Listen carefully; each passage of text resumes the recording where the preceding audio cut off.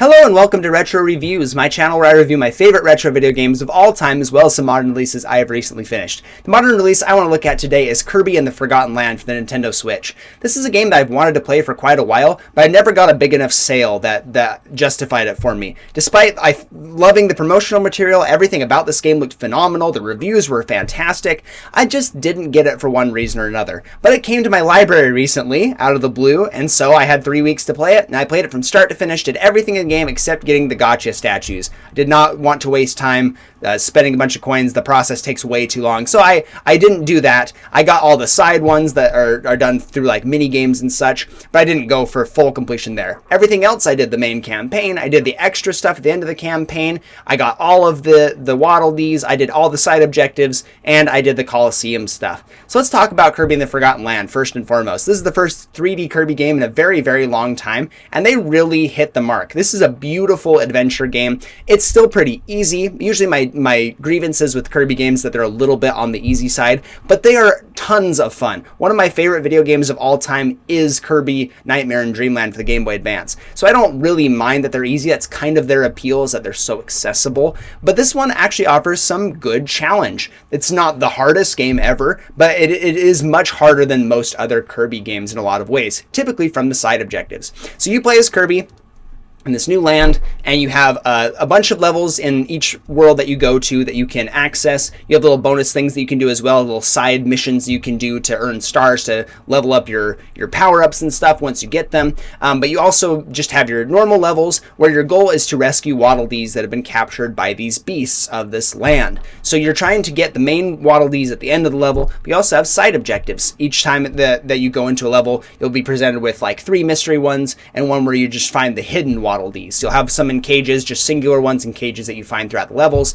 and other bonus objectives like finding secret rooms or doing a certain thing. They can be really wacky and funny, or they could just be something as simple as doing something like picking up a certain object in the ground or using a certain power-up for something. And it's really nice and remixes how you do things. They're usually pretty easy to find. Some of them are a little more difficult, but the nice thing is if you complete the level, it will unlock a new objective. It'll tell you what you're supposed to be doing. So then you can go back through and play it and get maybe that 1 or 2 that you didn't get before. It only unlocks 1 at a time, so you have to be kind of make sure that you're doing everything that you can in the level to make sure that you're not missing anything here. But some of them are a little bit more difficult or require special power-ups, and so it does require a couple playthroughs. But I didn't mind at all. Revisiting these levels is really fun. They have really great level design here. The little mini boss fights that they implement sometimes are fantastic, and then the boss fight at the end of each world is usually pretty darn good. And each of these bosses poses a special challenge at the end of their last objective for each and every boss is doing it without getting hit. This is a really fun challenge, especially in the early game, because you don't have your upgraded power-ups, which is something new that you can do in this game, where you unlock your power-ups once you get them for the first time. They're at a special shop back in Waddle Dee Town, and then you can find blueprints to upgrade them. They require stars and coins. The stars are done through side objectives that you can find. They're like little tears in space-time that you go in and you do like a special challenge with a power-up or without one. Sometimes it has you just be as vanilla Kirby. Once you beat that, you get a star, and using those stars and some coins, you can upgrade your power-ups to make them more strong. But if you try and do full completion like I do from the very beginning and not going back later on, some of these bosses can be really challenging. You have to pick the right power-up because you might need some extra range to deal with some big attacks. You have to learn how to dodge, which is actually something I didn't realize was a mechanic until about halfway through the game. Don't know how I missed that little tutorial. I probably just wasn't paying attention, or it doesn't explicitly say, but you can hold down one of the triggers and then dodge roll to either side.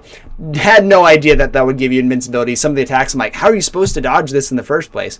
But that I'm getting sidetracked. This is a nice little challenge for each of the boss areas because they are fun fights. I think they're very imaginative. Sometimes they're remixes of old bosses in the older games. Like you have the big tree enemy that shoots stuff at you. It's a big remix. Feels much newer and fresh. It's very nice. You also have returning characters like Meta Knight and King Dedede, although they are not primary antagonists in this game.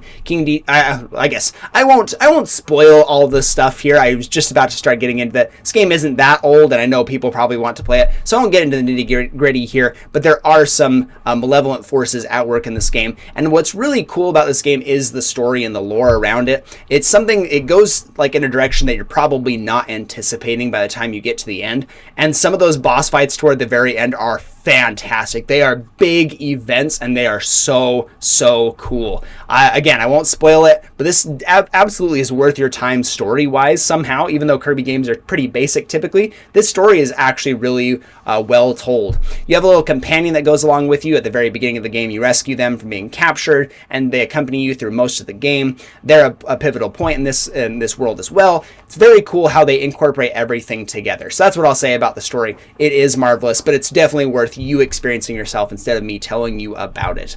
I really love the combat in this game too. The unique abilities that you have. You'll find the typical ones. You have your fire breath that you have where you shoot little fireballs. You can upgrade that into like dragon fire breath, and when you jump and do it in the air, it spreads giant dragon wings and you coast through the air. You can utilize, like if you upgrade multiple times, you can actually go back and choose a previous level. Sometimes they offer different things. Like there's one where you have the upgrading the hammer ability. You have like a toy hammer that's really fast, maybe not as strong. Or you can upgrade it to the next level and it's really strong but slow. So you can choose between which one you want. And then when you find it in the wild, that's the power-up that you'll use.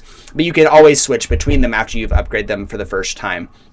Power-ups are really fantastic. They're very varied. You have like a buzzsaw cutter that starts off as a normal cutter. You have bomb throwing. You have things like ice breath. You have one where you stop time entirely once you upgrade it, or just do an explosion of the base power. The powers are really fun and really unique, and I like how they implement them in the 3D space. Exploration is really well done. There are lots of hidden paths that you can find in each and every level, little hidden objectives that you can do.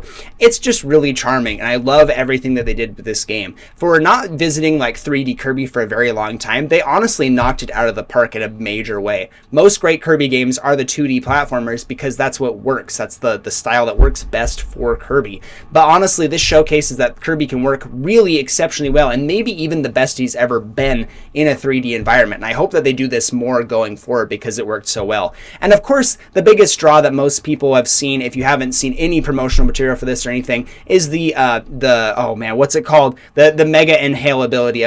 Mouthful Mode. There we go. I've forgotten what it was. Mouthful Mode is a new ability where Kirby can absorb these strange objects. Or not quite absorb them. He sucks them into his mouth and like wraps himself around them. So the first one is the car, where you can become a car and drive around. You have like courses you can go through.